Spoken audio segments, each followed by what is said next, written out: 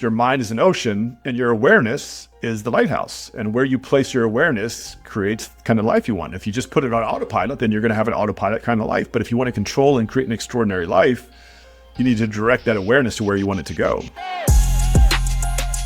This is A Joyful Rebellion, the podcast that explores that moment you realize the life and success you worked so hard to create didn't come with all the fulfillment you thought it would. I'm your host, James Walters, and I want you to be the author of your own story. Each week, I connect with people who inspire bold answers to the question, what do I do now to create a life I love? If you're ready to start answering that question for yourself, you're in the right place. So let's start a joyful rebellion.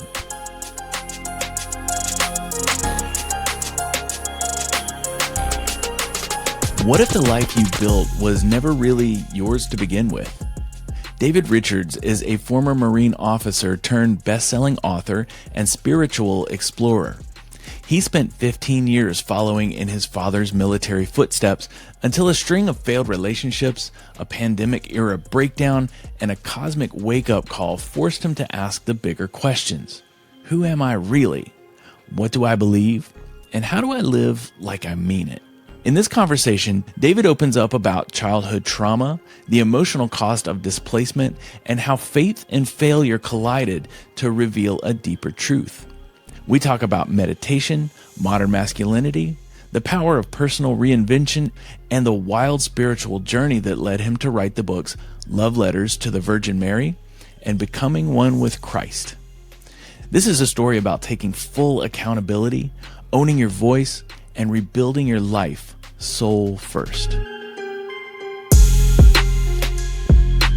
David Richards, thank you so much for being here on A Joyful Rebellion today. Absolutely. Thank you so much for having me. Yeah, it's going to be an interesting conversation because since childhood, a lot of different things that have happened that have formed how you see the world, how you operate in the world now.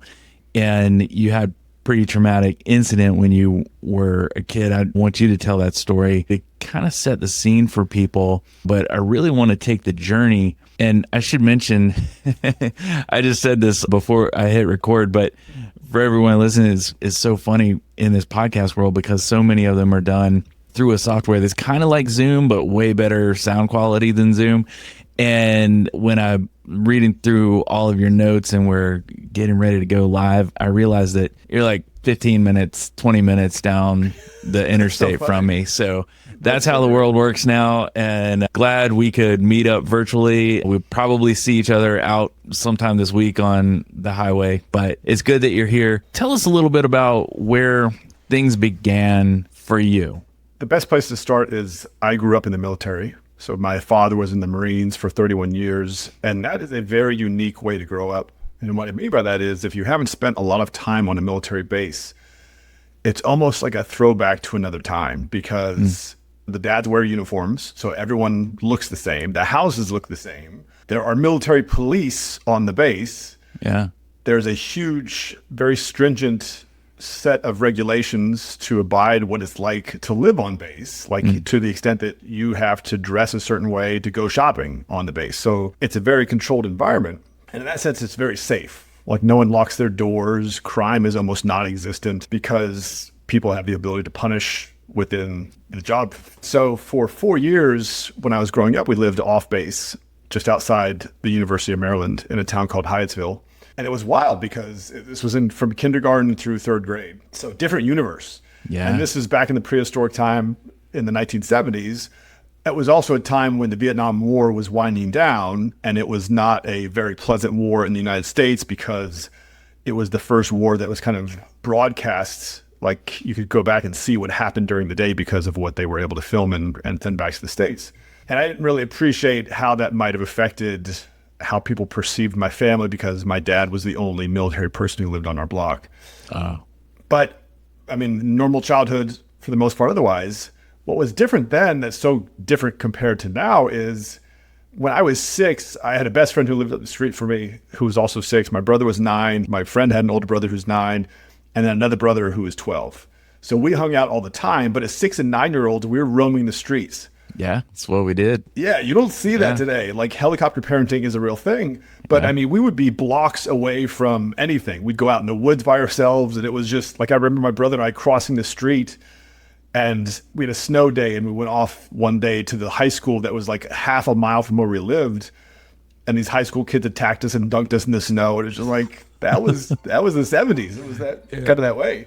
So my friend Danny was a great kid, but he used to get really mad, like kind of Hulk angry, where his brothers would have to restrain him. Whoa. And it just so happened one day we were, again, it was the 70s. We were in some stranger's backyard.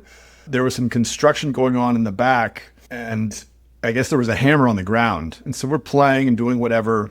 And Danny's oldest brother, David, at some point said, okay, it's time to go home to eat. And Danny didn't like that. So Danny got nuclear really quickly. His face got red, his eyes bulged, and he got really angry. And his brothers started trying to approach him. And before they could do anything, he picked up the hammer on the ground and he cocked it back to throw it. And one of his brothers said, run. And I turned to run. And I remember there's this screen of bamboo, this green bamboo on the side of the house that was kind of a barrier between this house and the next door house. And I remember seeing that green, and then my lights went out. The hammer hit me in the back of the head, and I was out. I woke up, and Danny was at my house. He was crying.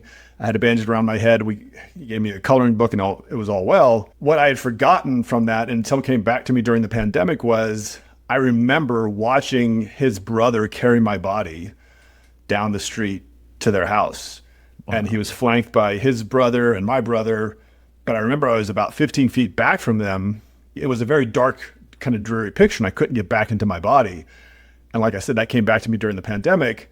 What happened when I was 6, I came out of it, and I remember feeling like I was kind of embarrassed. I had to tell my friends, oh, it missed my brain. Like, I'm fine. Everything's good. But the world started to change it from that point on. Yeah. Wow. So you recovered from that. Was anything different after that for you, just functioning in day to day? Yeah, I became a lot moodier than I can remember. I mean, it wasn't like I would still have great moments, but there would be times when I would become sort of fitful too. And my brother and I, like, we were mischievous. We used to get into stuff because that's kind of like, you weren't supervised the way you are now. So we would just kind of make mischief and do things. And I remember I took my first drag on a cigarette when I was like 7. And it was some kid on my bus who was a couple of grades older than me, smoked. And so I said, well, I want to try that. And so we went back behind a house somehow, and I hated it. And then somehow my mom found out. But I became moodier, and then it became more kind of institutional, because part of that too was the other displacement from being in the military was we moved every 2 or 3 years. And it's not like today where I'm going to FaceTime you, even though we live on the other side of the country. Like, I'm not going to see these people again. So I've invested 2 or 3 years of my friendship and my nurturing as a child. And now that's torn apart, and that pattern repeated itself. And when I was in 5th grade, we moved to Okinawa, Japan. So we lived in Japan for 3 years, and that was fantastic because it's a different world, different culture, completely different experience. And I had my best sort of friendship at that time. This kid and I, Jason was his name. We liked Star Wars. We liked comic books. We liked video games. It was in another life. Had we lived in the same hometown, we would have done all sort of the milestones of high school together, like prom, first dates, and all those kind of things. And that didn't happen because we finished Okinawa, and he went to Virginia. I went to North Carolina. And so what ended up happening was the angst that I started to feel about the fact that we moved all the time, I started to direct towards my dad, because he was the one who was making his move. And that became my sense of teenage angst as I got into my teen years. Gotcha. Yeah. You always have to have something, right? Right. There's someone's got to be blamed for it. Right. Exactly. Yeah. There's a lot of energy moving through us, and we got to get it out somehow. And going through that period, you moved around a lot. You were exposed to a lot of different cultures. And then I'm guessing it's when you got out of the house, left high school, went to college, you kind of settled in, and now it was your own show. Like, you could choose where you go. What was life like at that point? Was that liberating to know, okay, I'm in control now? Not really, because what ended up happening was I got something published when I was in high school. I loved writing. I mean, comic books and Dungeons and Dragons and Star Wars fueled my creativity. And so I got something published, and that's really what I wanted to do. I love Stephen King. I love like Mary Shelley's Frankenstein. I love kind of gothic horror stories, but I didn't know how to make that a reality. And when you grew up on a military base, again, back then, like it's so isolated in some ways from a bigger sense of reality. And I remember we had a talk and it was like, you're going to college. There was no question that we're going to college. How you pay for it, that's another question. And you can get a job or you can get a scholarship. My grades weren't good enough to get a scholarship. I couldn't contemplate working and going to school at the same time. So I said, well, let me do ROTC, like the military version. So initially, I did not want to become a Marine because of my childhood, because that's what my dad had done. So I was going to join the Navy. And so when you go on an ROTC scholarship, every semester you have a military class that you have to take. And as a freshman, the first two classes you take are about naval ships engineering.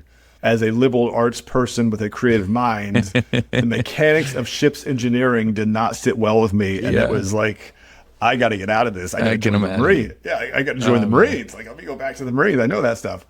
So I joined the Marines, and then it was like, okay, well, I'm going to just do 4 years on active duty, and then I'll go adult in the real world.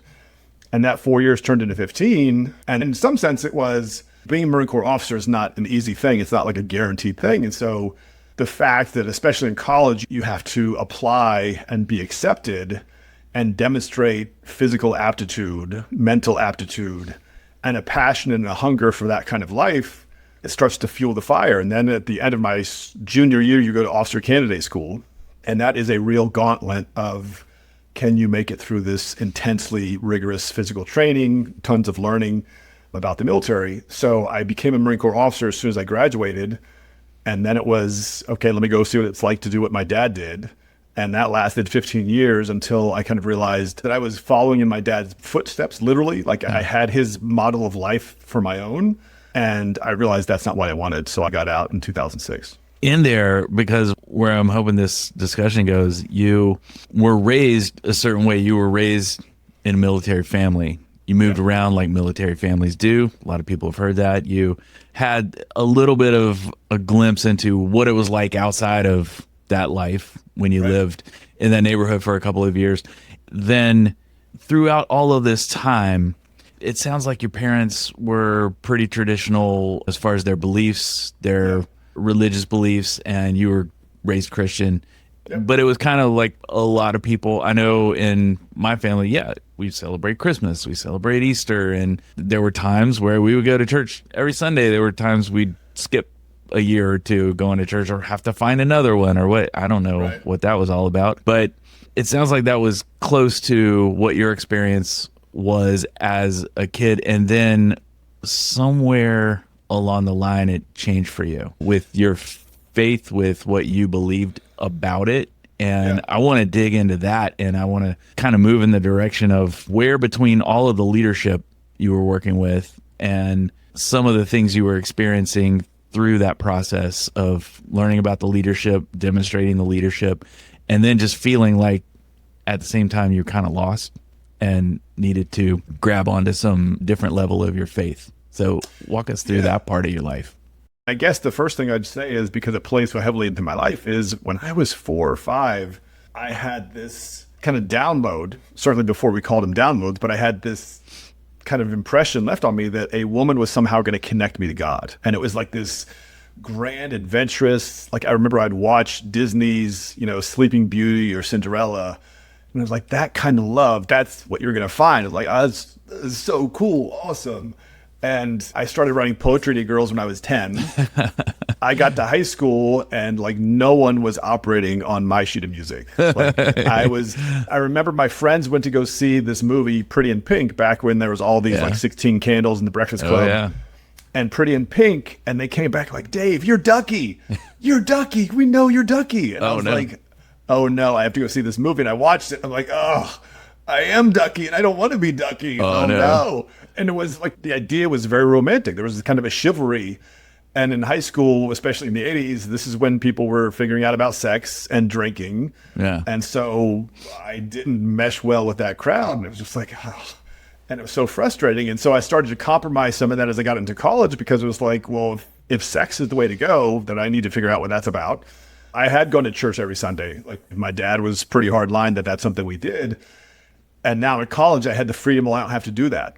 And so I didn't. And I remember my freshman year, especially, again, to put it in perspective, my high school graduating class was 108 people. And then I went to college at Penn State. And so Penn State has, I think, nearly 100 satellite campuses, and there's University Park in State College. And at the time, the student body was 35,000 people. Wow. So huge shift in terms of paradigms in that sense. And these are, kids from New York, from Philly, from Jersey, and I'm from a small town military base on the coast of North Carolina. So it was very different. In some ways it was cool, but it was also like I initially got pulled into let's drink all the time, let's manage classes, but that's not really why we're here. We're here like to hang out with the opposite sex and do all this stuff. And I remember the sense of my freshman year that like I was moving away from faith into the test of what life was going to be like. And it was very strange because I'd go home for Christmas and of course we'd go to church, and I had this strange sense of separation. And then you get into the military, and I suppose there were some people who went to church in the military, but it is so intense, especially really the first year you were training all the time. And so the weekends you might do some things that are recreational, like you might go to the lake or to Busch Gardens or something like that, but you're probably studying because you're still in school, so to speak, except now you're schooling about being in the military. And so it's a very different environment, and church just wasn't a part of that. And then I got out into the operating forces in 1992. So again, ancient history, but I joined a unit that was already preparing to deploy. So this was after Desert Storm, and they were preparing to deploy with the Navy for 6 months on ships. So again, we're doing all this insane training. We're dropping out of helicopters. We are raiding the coast of Southern California in these little Zodiac boats. We're shooting artillery all the time. I'm like, this is awesome. Like, oh my God, this is so cool. And then on weekends, we go get drunk because that was the Marine thing to do. Sometimes you're away from home for a week because you're out in the field the entire time. And you are learning. I mean, now you're really adulting. You've got Marines you're responsible for and all these things. My faith wasn't a big part of it because it was, in some ways, I replaced my faith with women, like in a very real sense. And it was almost kind of this idolization. So I go on a 6-month deployment. I was part of the initial landing force to land in Somalia. So I was one of the first 50 Marines ashore in Somalia in 1992 for Restore Hope. And that was a super intense experience for 2 months. And then we got back on ship and we went to Kuwait. And you get back to the States. I was 23 years old. So I've already been in combat. I've seen different parts of the world. I've been to Okinawa and the Philippines and South Korea as a kid. And now I've been to Singapore. I've been to Somalia. I've been to Kuwait. I've been to the UAE. And so you have this kind of wild perspective on life. And my faith was so tied into love of women that probably 3 months after I got back from Somalia, I met someone and it was like, oh, this could be fun. And so it was this other really quick romance. And part of that was also born out of the fact that when you're in the military and you move every 2 or 3 years, I started to look at my life in these 2 to 3 year increments. Well, if you think about having a relationship in that sense, then you either have to find someone who can, I mean, this is obviously well before the world was so virtual and we could work from anywhere, but you had to find someone who was willing to uproot themselves and move with you and either had a job that could do that or didn't have a job. And okay, now there's another mouth you need to feed that isn't necessarily bringing any money in. But I wanted that because I was like, oh my gosh, like love, faith, it's all connected. And so we had this whirlwind romance. And I remember the day we got married, I'm like, oh, this is a mistake. Like, oh, no. It's such a bad idea. But then I'm like, well, it's just jitters. It's just jitters. And that marriage lasted 2 moves and 4.5 years. And I remember coming out of the heels of the divorce to kind of bring it back to faith. It was like, oh my gosh, because we got married in a church. And so I had this understanding of the significance of what divorce meant in the eyes of God. And I had a daughter now, and I took that really hard. At the same time, I instinctively knew this isn't what I'm looking for. Like, this isn't what I'm looking for. And so I moved across the country and just started trying to bring my life back together while still being in the military. That was a lot of transition. Coming back from combat, you find love, then you execute on that with the wedding. And then next thing you know, you're a parent. Yeah, that's a lot of transition. And I can look back now, I just wasn't mature enough. Like, I mean, especially because when you were living these 2 to 3 year windows of being in this place and then you're going to move somewhere else, it was almost like, well, how do I get this relationship stable enough to convince this person to either be with me or move across the country with me? Yeah. And what ended up happening was I surrendered a lot of myself to make that happen. And then I would kind of come back to myself and be like, oh, nope, this is not what I want. And all this time you're still in the Marines, you're still leading people, you're in leadership position. What was it about lockdown? What was it about the COVID times, 2020, that brought you to what you said was the lowest point in your life when you had to really make a decision? And for anybody who's listening for the first time, a joyful rebellion is about that time when you realize something has to change in your life. However you came to it, something's got to give, whether it's the job you're just miserable in, the relationship you're miserable in, the life you're miserable in, or you just realize that you turned over all your power to someone else and you woke up one day and was like, yeah, I'm not good with this. And then you have to figure out what's next. Sounds like for you, 2020 was that year. It was. It started in 2019, so I'll take you back to 2017. Now, married and divorced twice. I'm in a relationship, and I had tried to get out of the relationship early on by being unfaithful because I got into it and kind of had the same pattern. So there was a pattern to my life. And then I realized instead of getting out of a relationship, maybe you just need to hunker down and become a better version of yourself. And so I decided to stay. In 2017, I published my first book. I went to my first 2 Tony Robbins events, if you're familiar with Tony Robbins. And going to those events, there's a physiological change that you undergo because you start to realize the things you say and think shape who you are. There is a deeply psychological correlation between the thoughts you have, the beliefs you have, and it's all connected to what you allow to enter into your mind. And so in 2017, I started sort of excavating myself from the burden of not having dealt with my 2 divorces and what led me to those divorces. I'd carried all this baggage with me for almost 2 decades now. So going into the end of 2019, the relationship I'd been in had been built on shaky ground. I knew probably by mid-2018 the relationship needed to end, but didn't want to, I stayed in it longer. Yeah. And then 2019 became this huge, uncomfortable thing. And finally we got towards Halloween and okay, well, this is it. And it was devastating in the sense that we had shared a house. Like I'd thrown myself into this relationship. And I mean that literally I wrote her a poem a day for the first 6 months of the relationship because I was like, I'm going to conquer love. Whatever this thing is, I am going to finally. And then I kind of got to the point where I realized, no, this is the right thing. Ending this relationship is the right thing. And it was hard because 50 years old. And now I'm like, oh, come on. We had shared a house. It was hers. So we split the bills and I had a great job. I was working at Cisco, making really good money. And I thought, well, okay, I could start over. Let me go get my own place and furnish it and do all that stuff. And I said, you know what? No, I'm not going to do that. I'm publishing my second book. I've got an idea for my third book. I'm going to go live with family and get myself really start to unpack who I've been to myself over the past 20 years or so because I haven't done that. And I had a really good friend who I just met over that summer. She was younger, but she invited me to hang out with her and her husband, and we had a really good time. I'm like, oh, this is really great. It's nice to have someone as I lose the friendships coming from the breakup of this relationship. So 2020 starts, and I remember I started journaling to kind of capture some ideas for the book that I started working on. And part of that was I need to reconcile myself with God, whatever that is. I've taught yoga. I've opened myself to other ideas and philosophies to try to ground myself in there's got to be a much bigger view that I'm just not seeing. So I started journaling on what it would mean to reconcile myself with God. And then the pandemic starts making headlines and it becomes heavier and heavier. And I was dealing with the very raw feeling of not jumping into a relationship immediately again, which I had done so historically, so often in the past. And so there was this rawness. And at the same time, there was this wild sense of optimism. And it was, if you go to a Tony Robbins event, I've probably been to 20 now because I work on his staff, but at some points he'll say the truth will set you free. And I didn't realize it at the time, but I was unpacking my truth. And that's this unbridled sense of optimism that I had. So we get into February and now the pandemic is making more headlines. And I was going to go to a mastermind in Santa Barbara, California, the third week in March with Jack Canfield.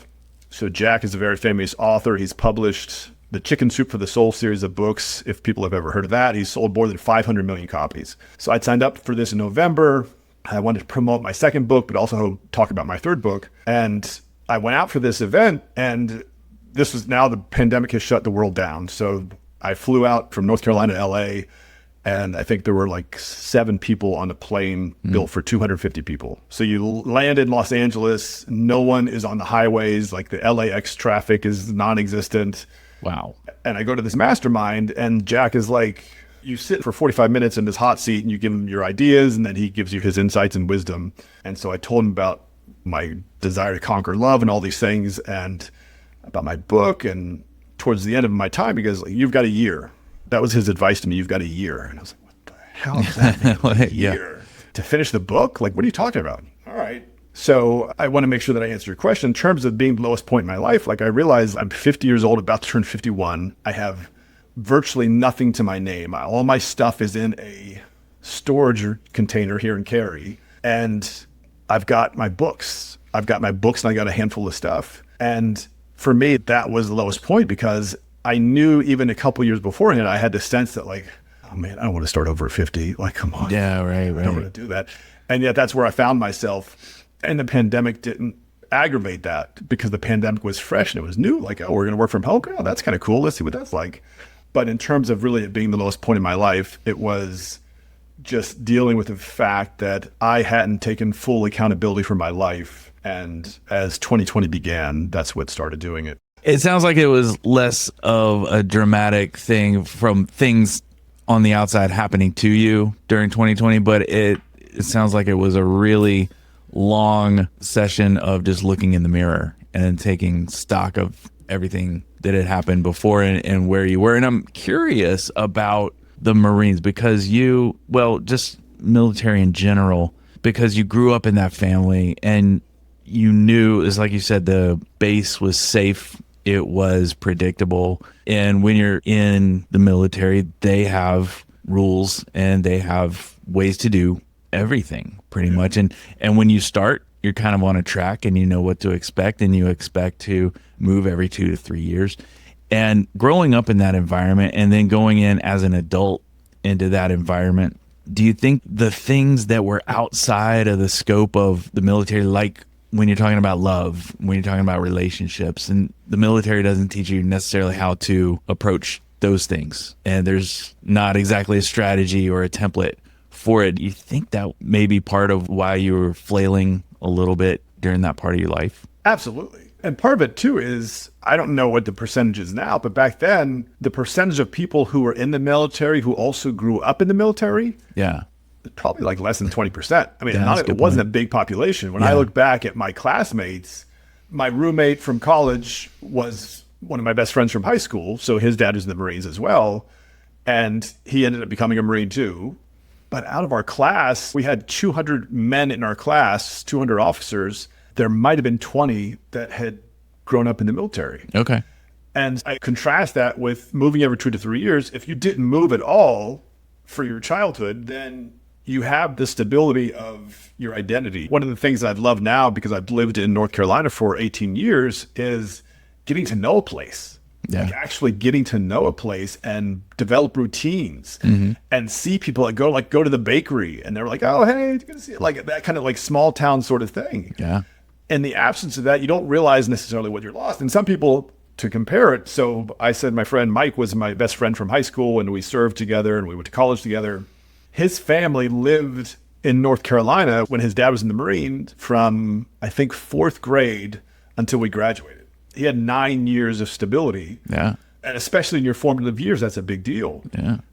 When you get into the Marine Corps, then there is a pattern or a box in terms of how like spouses should be. There's a military officers' wives program. The wives are expected to get together. When the Marines go deploy, the wives all congregate. And there's one who the commanding officer's wife is in charge. There's a structure to it. And again, think about it. I went into the Marine Corps with the psychology that I hate the Marines because growing up in them, and yet now I'm getting paid to do what I didn't like doing as a kid. Right. And yet there is something, it is really cool to go out and shoot stuff and blow stuff up. So it's this wild mix. Yeah.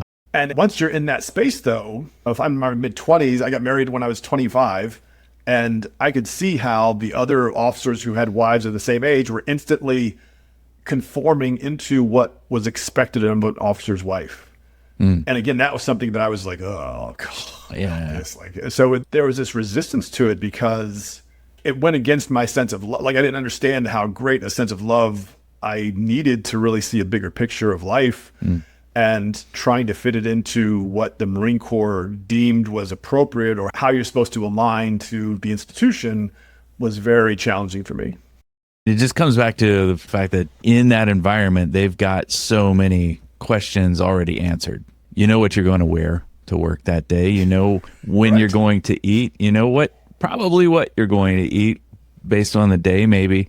And you know what the protocols are. You know, if a certain person is walking by, you salute them or they salute you, whichever it is, depends on what you're wearing. And all of those other questions that they haven't answered, I was just curious if that made it a little more difficult to arrive at those in the quote unquote real life scenarios, like the relationships, like dealing with the opposite sex. There's probably not a huge protocol for that outside of the workplace and the military. So I was curious about that. But when it came to the pandemic and you really had to do some soul searching, look at yourself and decide, okay, something's got to change. Something's got to give because I don't like this anymore. And you said you had books coming out. You had a lot of really cool things that were going on. Yeah. And still at the same time, you're like, this is not where I want to be. And it sounds like the huge gap from where you were to where you wanted to be dealt with love, dealt with relationships. So where did you go from there? This is where things get wild. So I had the Jack Canfield thing in the third week in March, and he says, you've got a year. So I left Santa Barbara, flew back to North Carolina, just kind of puzzled. And that weekend, I was supposed to speak at an event in Florida, and that event was canceled because of COVID. So I said, well, let me work on my book, because now I've got Jack's input, and he says some other stuff, but the year thing was hanging with me. So I wrote the first chapter of the book, and now I'm at Cisco, but we're working from home. And as the week went on, I said, well, you know what? I don't want to type this on my computer. Like, I want to write by hand. Like, because there's something visceral about writing by hand. And I've always hated my handwriting because I'm a lefty and I smudge all the time. But I said, I don't care. Like, I don't care. I'm just going to do this. So I started writing this very cerebral conversation. It was almost like a text message or a chat, but it was two very cerebral voices. One was about being, and the other one was about doing. And very quickly, as I went through this, the doing voice became masculine. It was like, let me do stuff. Let me create, let me be. And the being voice was kind of feminine. And so I was writing this, and it was cool because, like, our gyms had shut down, but my friend's a trainer, and he took all this gym equipment. We started working out on Saturdays at one of the parks nearby. So I went out and worked out on Saturday morning. I came back and I was writing. I was really excited. And one of the things I had done to soothe my ego going through this breakup was I started looking for beautiful women on Instagram, because that's a mature way to deal with your personal issues. And lo and behold, there are plenty of beautiful women on Instagram. And in February or March, I came across this woman, and she's French. She's a school teacher, but she's also a semi-professional bodybuilder. And the first picture I remember seeing of her, she was like pointing at her abs and she's chiseled, but there was something so wholesome about her. I'm like, I don't feel worthy to follow this person. And then something about her eyes made me say, you know what, I'm going to do it. So I followed her. Around the same time that I went to Jack Canfield's, I started getting to Dr. Joe Dispenza. And if you don't know who Dr. Joe Dispenza is, he's written a couple books, but his last book came out in 2019 called Becoming Supernatural. And he teaches you a meditation practice to help you access the quantum field. It's a very unique blend of spirituality and science.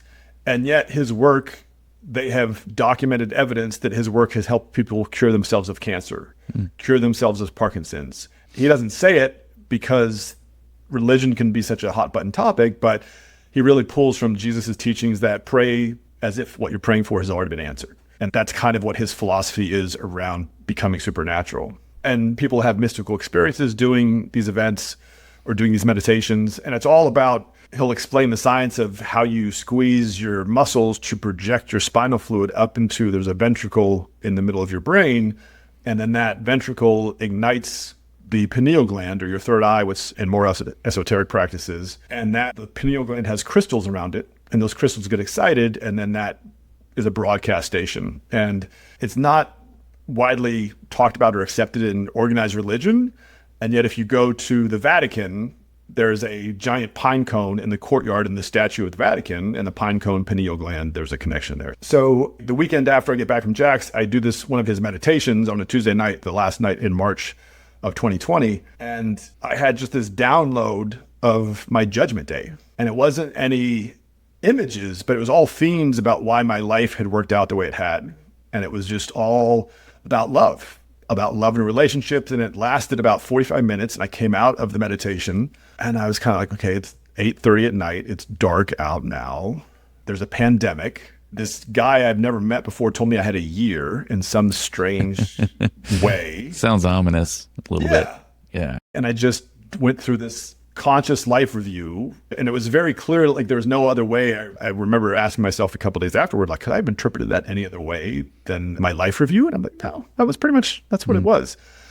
But as a writer, I'm starting to say, oh, this is cool. I've got the making of a story here. This is kind of okay. These whole things are happening. So Saturday, April 4th, I'm on my bed, journaling, writing this story, and I decide to take a pause, and I pick up my phone, I go to Instagram, and there's this French woman wearing a black dress standing in a field of golden wheat, and she's got like her hand up alongside her head. She's looking off to the side. And James, within about 30 seconds, I said, I've seen this picture before. Not that she's shown it before or posted it, but I've seen this picture before. And it reminded me, if you've ever seen Ridley Scott's movie Gladiator, it reminded me of Maximus's wife, because wheat plays such an important role in that film. And I had gotten into ancient Greece and ancient Rome as part of my military studies, and it's also part of my writing. And so I had some of Maximus's armor in my bedroom. And I was like, oh, instead of writing what I was going to write about, I'm going to write about this picture. Like, this picture is my inspiration. And it was cool because in some sense, within 45 seconds, again, now as the creative writer in me, okay, first I've got coming out of a 3.5-year relationship, another failed relationship,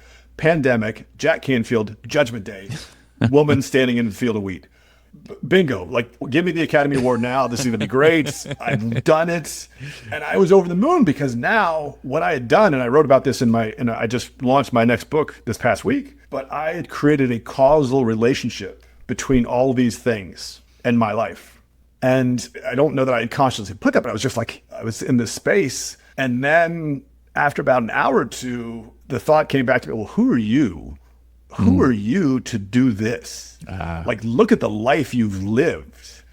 2 divorces, infidelity, drinking, like all these horrible things you've done. Who do you think you are to now say all these things are happening? And it was terrifying. It was like this really scary. And this is where I kind of, if you think of the Matrix, I'd taken the red pill. I was already down this rabbit hole. And I went through the rest of April and the first part of May, and I kept rewriting the story because every week I'd get a little bit more. And then I think by the 3rd or 4th rewrite, I had a third voice come in, and this third voice was just like, I remember you. And I was like, oh. And in some sense, Jesus Christ was like a part of the story, but he wasn't like the main part. I was like, this woman is the main part. Like this, I've been searching for a woman my entire life. And now during the worldwide pandemic with all these other things, I found her. Wow, this is so cool. I got to July 4th weekend, 2020. And so my friends, this younger couple that I talked about, had encouraged me to come live with them. And the wife was adamant, come to live with us. And I was like, okay. So I moved out from my family and I just lived in their basement. And so we'd work together. It was kind of cool because everyone's working from home. They had a new puppy and it was just a great place. July 4th weekend, that Friday, I went to my mom's. She was at the beach and I just needed to decompress because I was like, what do I believe? Like, what do I really believe? And it came back to, do I believe Jesus Christ has conquered death or not? In the heart of the pandemic, that is what I am struggling with. And I've looked at all these events and I've created this relationship and now I have to somehow answer for this. And so I said, I am kind of going into that weekend, I'm going to pick up my cross and find out what it takes to not just intellectually understand or believe in the story of Jesus, but to emotionally understand that and to have it into my physiology, the confidence and certainty that, yes, he did do that. And it sounds easy to say now. I was so scared and terrified that weekend as I started then what became a multi-year journey of trying to find my faith and create that conviction within me. Wow. What was it about all of those things coming together to make you ask that question on that weekend? So I got into May and I was rewriting the story. It was just about a 110-page chat conversation between these two voices. And then when the fourth or fifth edition, this third voice comes in to end it. And I was watching lots of movies with my friends. We'd watch movies every weekend. And we were watching Thor Ragnarok one Friday night. And I had this something just, I fell down on the ground and I looked up at the screen and I was almost like I was tuned into Thor. And it could have been alcohol, but I was like, what is happening? Like, what is happening? We finished watching the movie and the next day my friend and I went for a walk and we're walking. I was telling her my experience during the movie. We're walking down the street behind their house and we saw this Valkyrie license plate. And Valkyries are like the people who escort the dead into Valhalla in Norse mythology. And then a week later, so like I have this connection and all these things are related. And I was trying to understand, well, I have done this. What does it say about me or what's guiding me towards this path? So I went to watch the first Thor movie over again. And in that movie, there's a reference to King David. And I was like, well, that's really interesting. And so as I started to put all these things together, I have not had a relationship with Christ my entire life because I've spent my entire life looking for a woman. And now this woman, like I said, as all these things happened, I'm like, I had an association that Christ was involved, but it wasn't the focal point for me. And then as I got through trying to deal with the psychology, I got into the month of June and I couldn't write the story. Like I had a sense of now I wanted to write the story, but I had much more texture to it. It wasn't just going to be this text conversation. It was going to be something more substantial. And I couldn't. Like I would try to write it and I would psychologically just start to become exasperated. So I said, okay, I'll just journal. I'll just journal and see what that means, like see what I can make of it. So I think when I got to July 4th weekend, I realized it was when I put all these things together, especially the Judgment Day piece of it, it was like, what does it really mean to have faith? I don't believe it's just going to church. Mm-hmm. I think it's got to be a deeper level of understanding. How do you physically go through these processes? So over the next really 18 months, I focused on journaling, trying to make sense of my experience of the pandemic. I was reading a ton of books. I was reading the Bible. I was reading books about the Bible. I was reading about Roman history. I was reading about quantum physics and just trying to make sense of what was happening to me during the pandemic. Yeah, asking a lot of questions and sort of taking stock, it sounds like. All of those journal entries, you've written a few books now, and I'm looking at a few of them on here on your website. Is one of those the one that came out of all of those journal entries? What a good segue. Yes. Yeah. It is. Yeah. So part of my approach to writing is I can't write the book unless I know the title, because to me, the title is the first outline of what the book is about. I feel you there. Yeah. Yeah. Like when I wrote my first book, I had whiskey and yoga instantly because someone had given me a t-shirt for Christmas that had whiskey and yoga on it. I'm a yoga instructor. I drank at the time, was big into scotch. And so I was like, oh, great. Whiskey and yoga, first book, done. I'd written a couple chapters in Whiskey and Yoga called The Lighthouse Keeper. Okay. And it was something that I took out of my yoga practice where I told my students, your mind is an ocean and your awareness is the lighthouse. And where you place your awareness creates the kind of life you want. If you just put it on autopilot, then you're going to have an autopilot kind of life. But if you want to control and create an extraordinary life, you need to direct that awareness to where you want it to go. So it took me about 18 months before I had the inspiration to write my second book, The Lighthouse Keeper. Before really the pandemic, in January of 2020, I had my idea for the third book and I was going to call it Being, B-E-I-N-G. And it was going to be very cerebral, and a lot of it was born out of my fascination with our obsession with social media. Mm-hmm. Like we're just so tuned into it. You go to Starbucks or Chipotle and everybody's got their head down, look at their phone. And then obviously when I saw this woman and had this burst of inspiration, it went in a different direction. So from April of 2020 until November of 2021, I journaled about 1,000 pages. I would write titles as they came to me, and some titles might last a couple minutes. Some might last a couple days, maybe a week. And then by November of 2021, I'd gone back to the Tony Robbins community. I'd stayed away from it for a couple of years and I got back into it. I'd been working with one of his coaches since September of that year. And that was huge. But I got into November of 2021 and I was so frustrated because I'm like, what is this? Like, what am I doing? What is this? And I said that out loud. And what came back to me was love letters to the Virgin Mary. And as soon as I said it out loud, like, that's it. My God, that's it. I was so excited. It was like, oh, this is awesome. Yes. So to make things really interesting and poignant for me personally, I was going to another Tony Robbins event. And when I say I was going to an event, all these were virtual because the world was obviously still shut down. So Tony built a studio in West Palm Beach, Florida, and he's got these huge floor to ceiling TVs or screens, and he'll put 1,000 Zoom screens on one of these things. It's wall to wall. But I think this event started the first week in December. It was maybe 2,500 people. So there's 50 people in a Zoom room from all across the world. And he'll have 3 or 4 or 5 people from his staff. So he's got trainers and senior leaders and his crew who all work the events. And before this event in particular, this event is called Date with Destiny. He asks you to fill out like a 20 or 30 page questionnaire. Like it's really, there's a ton to it. And so I unloaded.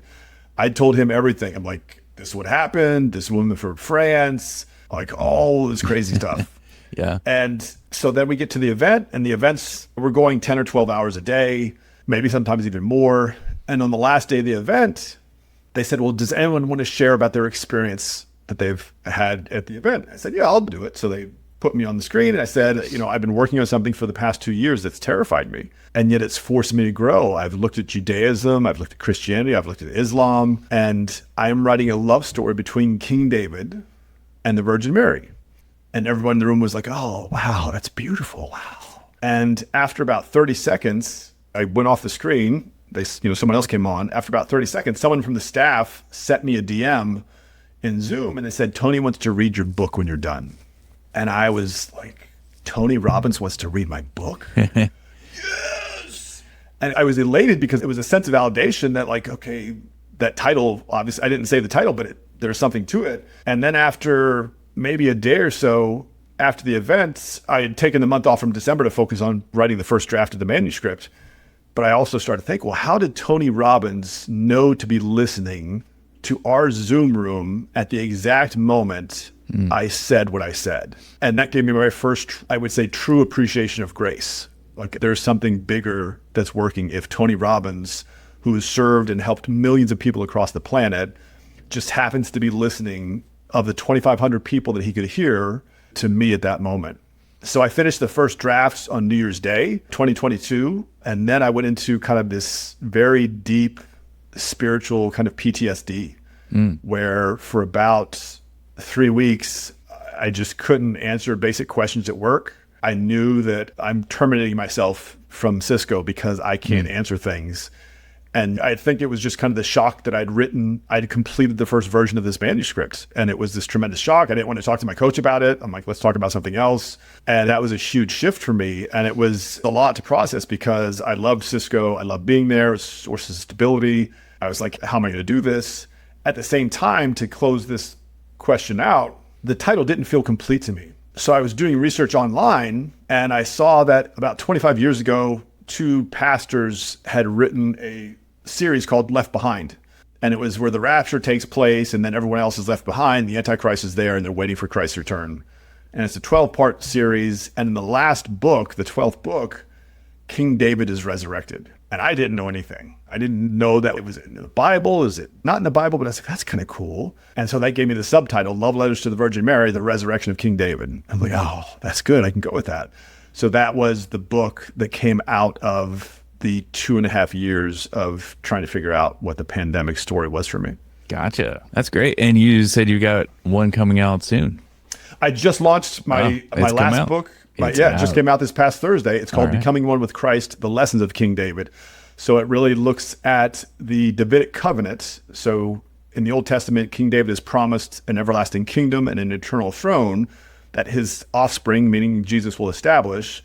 And I looked at that and said, well, when you understand the provisions of the covenant, then if Christ embodies universal salvation, then David, because he breaks the covenant when he sleeps with this soldier's wife and then has the soldier killed, he breaks the covenant, then David represents humanity's downfall.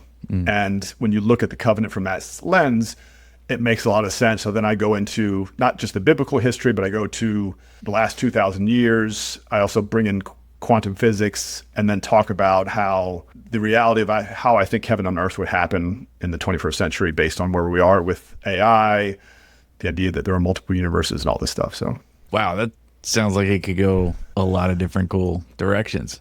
yeah, honestly, I wrote 2 other books in the interim. So I left Cisco. I told my boss in August of 2022, because he had a sense of I was obviously going through something very deep. And I showed him the cover for Love Letters to the Virgin Mary in August of 2022. And he's like, that is awesome.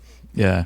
I was like, I will give you another year and I'm done at Cisco because I got to figure out how I share this message and serve people. And then the company in December said, no, you'll leave now. And I knew, I kind of knew, like I said, I knew I was writing myself out. So I left the company in February of 2023.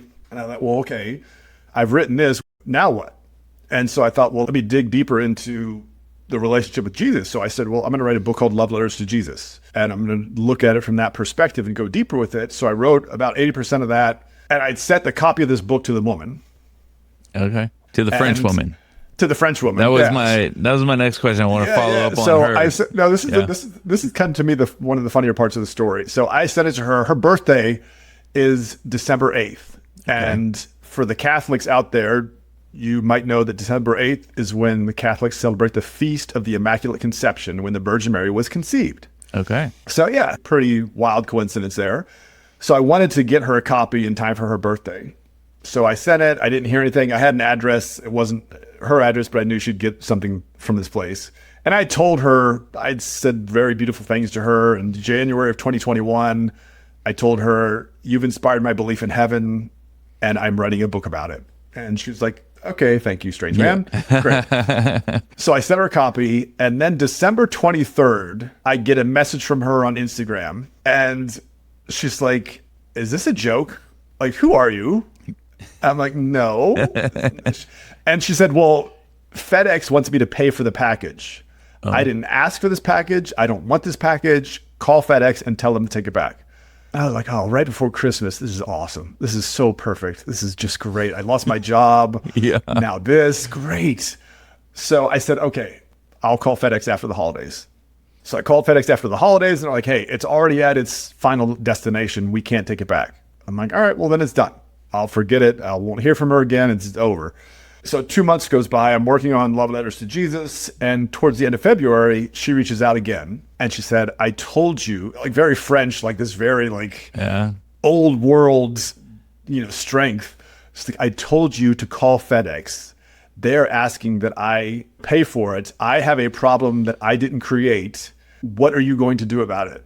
So I wrote her back. I'm like, I asked them to do something. They said they can't. I told you 2 years ago, because it's been 2 years, that you'd inspired my belief in heaven, and I was writing a story about it. This book is the story. That's all this is. Give me the bill, and I will pay the shipping. I didn't hear from her again.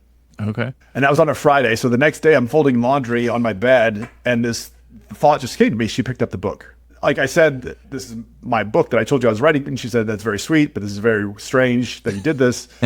And then I never heard from her. And then Saturday, she picked up the book. And then I finished Love Letters to Jesus in August, and it wasn't really complete. It was much more psychological. It was me, if you're familiar with Carl Jung and his archetypes, it was me kind of building my archetypes and integrating those into my being. And I said, well, I really need to write a book that's going to help people. And so I thought, let me write a book called Bringing God to Life and How to Create Heaven on Earth, because that's kind of like, the Bible ends with heaven and earth coming together. That's the whole premise of the story, is reunion, this union thing. So I started working on this book. I had stopped following the woman after our last correspondence in February, and I'm still working on this other book. And I said, well, let me see how she's doing. It's February 2024, so it was last a year ago. So I said, let me see how she's doing. Let me just pull her up. And I had realized, James, at some point I realized this is not about her. It's about me. I'm the one who created this story. I'm the one who needs to own what this says, and I need to own what I believe my relationship is with Jesus Christ. That's the focal point. Like, a woman's not going to save you. President's not going to save you. Pastor's not going to save you. Like, to really get clear on how that works. Yeah. And so I kind of said, like, I'm going to have to let this woman go. So that's why I stopped following her. So February 2024, I said, let me go check to see how she's doing. So I pull her up on Instagram, still amazing, still having an outstanding life. I'm like, okay, beautiful. I go to March. So last year, Easter was, I think, the end of March. And because she's a semi-professional bodybuilder, she sometimes does health and fitness ads. And I wasn't following her. I'd looked at her, I think, 2 or 3 times in February of that year. But during the week leading up to Easter, I go onto my news feed, which is one of the big news feeds, and there's an ad of her on the Wednesday before Easter. And the first time it's ever appeared. I've been to this news feed thousands of times, and I was just like, okay, all right, what is going on? I finished Bringing God to Life, that book, and I was working on a program to go with it called Performance of a Lifetime. And it was the idea that your life is your hero's journey. Like, you get to, the bigger opponent you see in life, the bigger you have to become to overcome that opponent. And it was all spiritually grounded in Christ. And I've been working with a coach from Tony Robbins for now, 2 years. And we got to May of last year. She said, well, it's still just a performance though. And I said, well, okay. And that led me down the path of, well, this started with my July 4th revelation that what does it really take to believe that Christ has conquered death? Like, for me personally, how do I reconcile that? So that's what led me to say, I'm going to write this book called Becoming One with Christ. I'm going to look at his relationship with the Father as he defines it, and how no one gets to it without going through him first. And second, how do we do that then? How's that happen? And so that's where this book developed into. Gotcha. So over the course of the last 5 years of all of this writing, all of this exploration, self-exploration, growth, where are you now with all of the things that you were struggling with 5 years ago? What's changed? What a great question. So one of the biggest takeaways I've had from my time with the Tony Robbins community is Tony talked about there are 3 levels of mastery. And I mentioned it earlier that when I go to church, to me, church is an intellectual process. And what I mean by that is I can cognitively understand the story of Jesus. I can cognitively understand the story of Noah. That's one level of mastery. And to give you a better example, let's say if I tell you it's going to take you 45 minutes to go to New York City and walk to the top of the Empire State Building. 45 minutes. You cognitively understand what I mean. So that's the first level. When you actually walk the 1,376 steps or however many steps it is, your legs start to burn. You're huffing and puffing as you go up. You have to take breaks. Now you have emotional understanding of what it means to climb those 45 minutes. That's the second level of mastery, is emotional mastery. If you do that climb 50 days in a row, your legs are going to get stronger. Your lungs are going to deepen. Your ability to do it is going to increase because you're building the muscle memory. That's the third level of mastery, which is physical mastery. And it's the same thing if you think about professional basketball players like Steph Curry or LeBron James. They are masters at what they do because they've done it thousands of times. Steph Curry shoots like 500 shots a day, 6 days a week. So he's got that muscle memory. Faith is the same way. Well, so how do you do that? And it's the power of incantations. And you may have heard of affirmations before where you say, I am smart, or I am genius, or I am beautiful. That's an affirmation. An affirmation is said without emotion. If I say I am genius, that's one thing. If I say I am a genius, now I've got my voice in it. I've got some of my body into it. What ends up happening is I create a neural pathway in my body. 2 neurons start shooting together. And the more I say that to myself, the stronger that becomes. And it's like tying our shoes, right? We've tied our shoes 1 million times at this point in our life. We don't have to consciously walk ourselves through the process because we've got that neural connection, shoe tying already built so strongly. So we just do it. So now I have done incantations for the past 3 years. Sometimes I'll do it while I'm home. Sometimes I'll do it in my truck, because the more emotional intensity you can bring to it, the stronger that neural connection is going to build into my physiology. And it's also, we know if you shout things in a positive state of mind, your body is going to feed you hormones and endorphins and things that reinforce that feeling and behavior. So I've processed all the baggage that I'd taken with me. I went through those things, and that's kind of the dark night of the soul, right? And in some sense is, Carl Jung would call it integrating your shadow. It's not like you try to separate. You own your shadow because it's part of who you are. And as you integrate those elements of who you are, their power kind of fades and you become a better version of yourself. So after doing this journey for 5 years now, I am lighter. My ability to engage with people is more authentic because I've excavated the truth from within me. Like, I found that truth within me, and I get to speak my truth and speak with passion and purpose.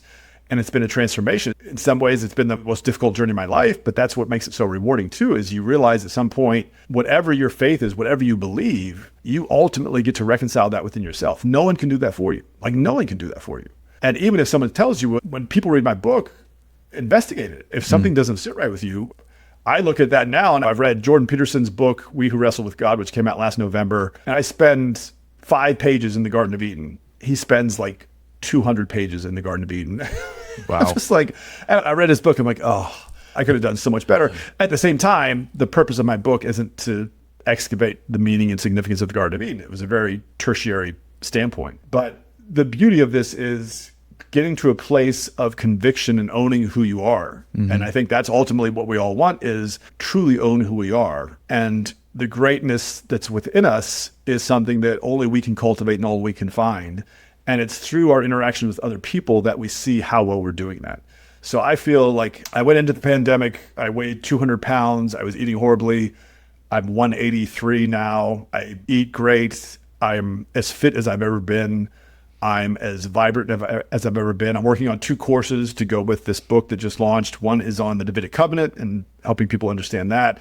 The other one is actually called Being One with Christ. So it's taking what I talk about in the book and then saying, here's how you can do that structurally within your own being, and using incantations and understanding neuroscience and things like that.